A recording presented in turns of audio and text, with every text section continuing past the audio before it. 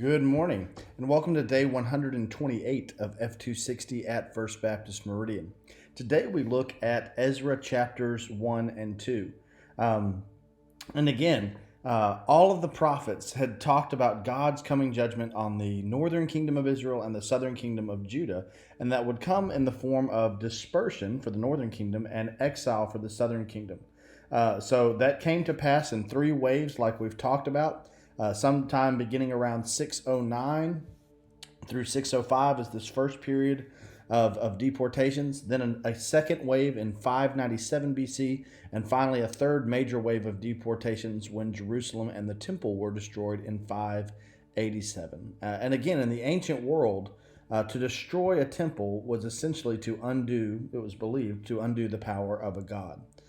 So we've seen stories like we saw in Daniel where the God who didn't keep them from going into exile was able to sustain them and help them thrive while we're there. Some of that imagery you get from Jeremiah chapter 29. And now God's people in Ezra are coming back.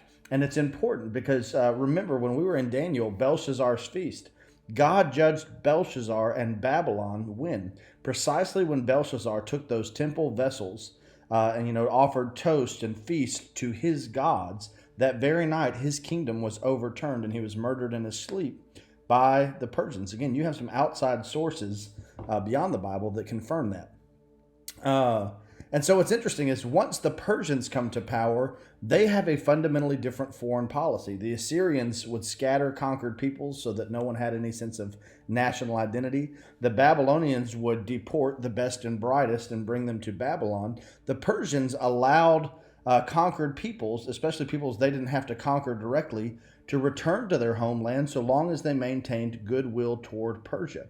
So Cyrus of Persia conquers Babylon in 539 or 538, and then he lets the people start coming home.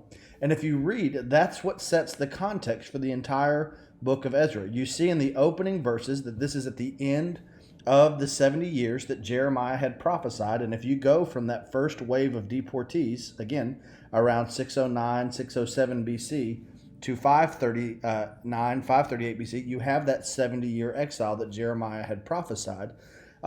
And Cyrus lets them begin going home. You see that in verse 1. Very importantly, notice two things in 5 and 7 of chapter 1. When they go home, what's priority one? Rebuilding the Lord's temple. The exiles understand that what happened to them was not just a political and military loss. They understand the exile as a divine judgment for their violations of the covenant with God. And so their first priority is not rebuild the military, rebuild the economy. Their first priority going back is rebuild the temple. And it's interesting because King Cyrus allows them to take with them those very vessels that Nebuchadnezzar had plundered from the first temple. So this kind of feels like a new Exodus, like Isaiah had talked about, right? Just like when they left Egypt, they left with the plunders of Egypt. So also when they get to come home from the exile, they leave with the plundered goods that Babylon had taken from the temple. And then in chapter 2, we overwhelmingly have a genealogy. And it's been a while since we've had one of these, and they're just as exciting as they've ever been for our American eyes that are not accustomed to reading things like that. But just like every other instance that we've seen, it's not just what a genealogy is, a story in compressed form. It's when we have genealogies. And just like every other time, we get genealogies when God is about to move the story forward in a major way.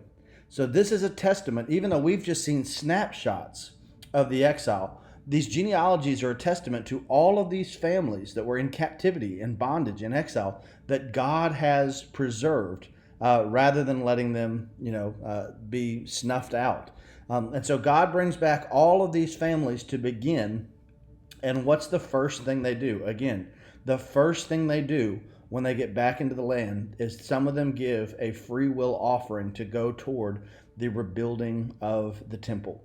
And so as we read through Ezra, we're going to see that restoring the temple and studying the law are the biggest priorities in which the people are led. because again, they understand that what has happened to them nationally isn't because their military wasn't strong enough, isn't because their economy and trade deals weren't strong enough. It was because they had abandoned the Lord. And so, priority one when they come back is rebuilding the thing that they had neglected. Obedience to God through observing the law and rebuilding the temple to offer sacrifices to Him. Keep reading, keep reflecting, and keep responding as we go through Ezra the next few days. I'll see you tomorrow. God bless.